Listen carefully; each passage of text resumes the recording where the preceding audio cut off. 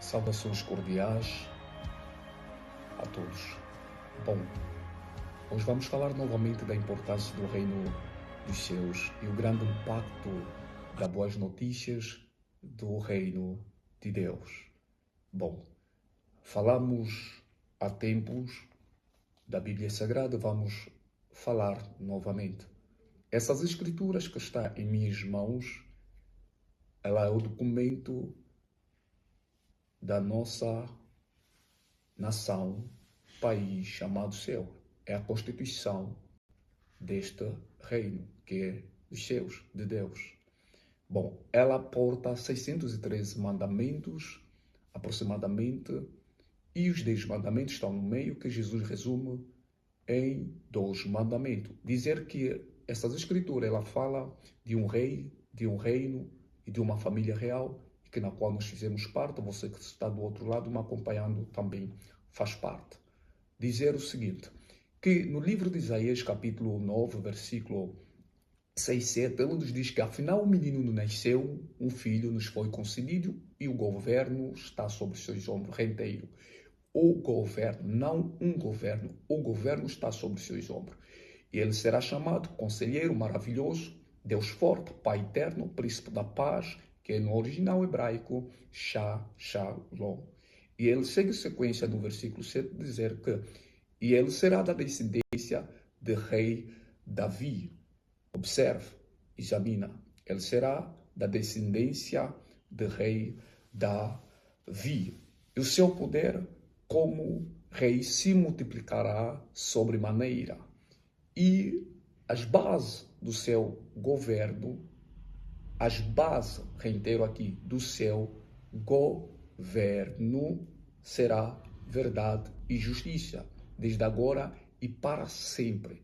E o zelo de Yahweh, o Senhor dos exércitos, o Senhor. A palavra Senhor é dono, e esta palavra é uma palavra política. Dono, quer dizer o Senhor, dono de tudo. E o Senhor dos exércitos fará que tudo isso se realize. Onde é que nós vamos observar onde será realizado tudo isso?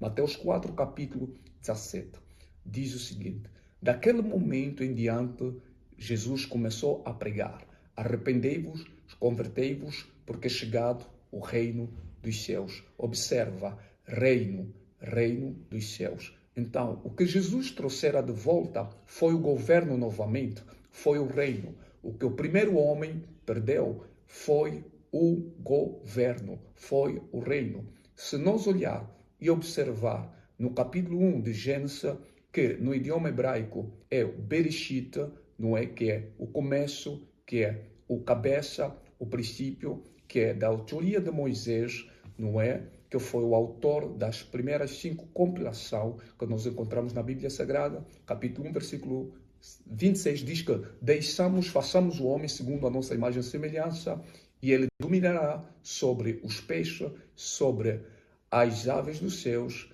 as aves, portanto, as plantações e todos os répteis e tudo quanto há na terra, simplesmente menos o homem que ele poderia dominar. Então, a palavra domínio, se nós observar no idioma original, que é o idioma hebraico, ela significa malak. Malak é dominar, governar, reinar, liderar, gerenciar ou administrar. E se nós olhar para o idioma também grego, basileia, é governar, liderar, administrar, gerenciar. Então, isto foi o primeiro. Adão perdeu não a religião. Adão perdeu o governo, perdeu o domínio, perdeu a administração, a gerência.